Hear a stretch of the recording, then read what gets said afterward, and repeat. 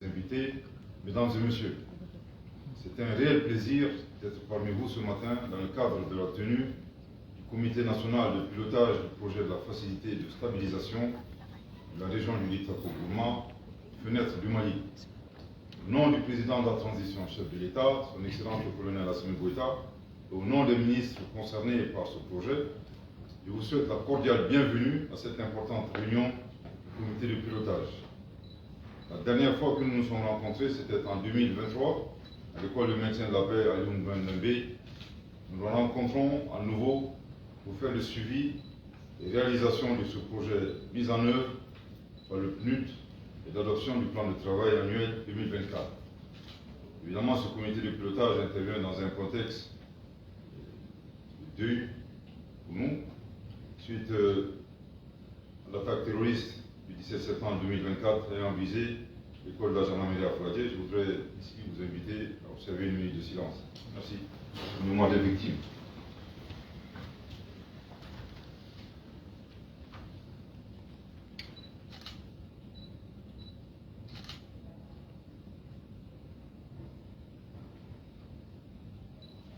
Merci. Excellences, mesdames et messieurs, distingués invités, la présente réunion s'inscrit dans le cadre de la mise en œuvre de la facilité régionale de stabilisation dans le Liptako-Gourma. Cette initiative régionale est l'expression de la volonté des États du Mali, du Niger et du Burkina Faso pour trouver des réponses appropriées aux problématiques de paix, de sécurité et de développement. En effet, le présent comité de pilotage de la Fenêtre du Mali se tient dans un contexte particulier marqué par la mise en place de la Confédération de l'Alliance des États du Sahel, AES, le 6 juillet dernier à Niamey, République du Niger.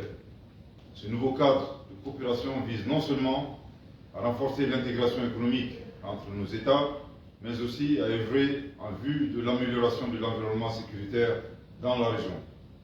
Je me réjouis donc de la présente rencontre qui nous rassemble ce matin afin de faire le point de la mise en œuvre du programme projet au Mali.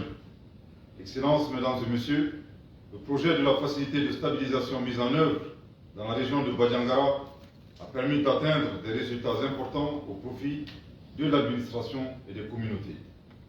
Pour un engagement financier à date sur les 3 ans de 15 629 390 millions de dollars, avec un taux d'exécution de 81%, dont les résultats sont les suivants.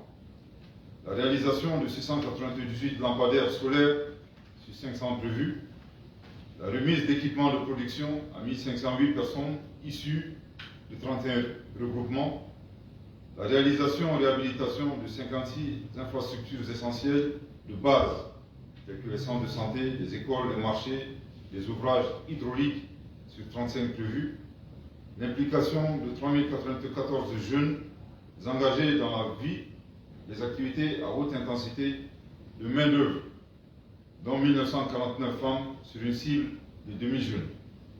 Les retombées au profit de 146 709 bénéficiaires directs et indirects, dont 40% de femmes bénéficiaires directes, y compris les personnes déplacées internes. Cet effet, je voudrais particulièrement souligner 2 déterminants, notamment l'appui à l'amélioration des conditions de travail de l'administration à travers la réhabilitation du gouvernorat et la réhabilitation des infrastructures essentielles, des services sociaux de base, notamment les écoles et les centres de santé accessibles à toutes les couches de la population, y compris les jeunes et les femmes. Ces réalisations mises en œuvre conjointement avec les autorités locales constituent des avancées sur le chemin de la relance de l'économie locale et de la consolidation de la paix. Excellences, mesdames et messieurs, le gouvernement du Mali est déterminé à poursuivre les efforts de stabilisation sur l'ensemble du territoire national. Tout en saluant les résultats obtenus à Badiangara, notre engagement est d'étendre ces actions dans d'autres régions du centre du nord de notre pays.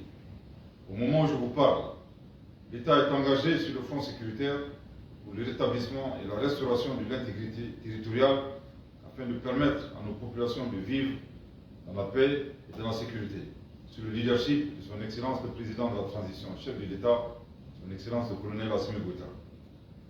Excellences, Mesdames et Messieurs, je voudrais remercier le PNUD pour son accompagnement dans la réalisation des initiatives de la stabilisation depuis 2022.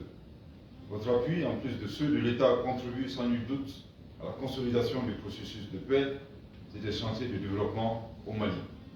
Je voudrais donc remercier l'ensemble des partenaires financiers du projet de la facilité de stabilisation pour leurs appuis tout au long de la mise en œuvre de ce projet qui est dans sa dernière année de mise en œuvre au Mali. Nous sommes engagés à poursuivre cette initiative pour le bonheur de nos populations.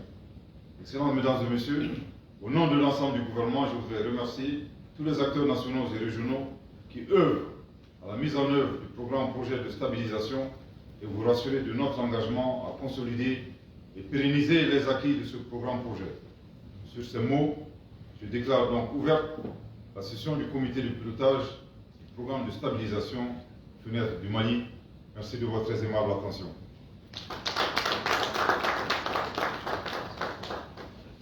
Merci.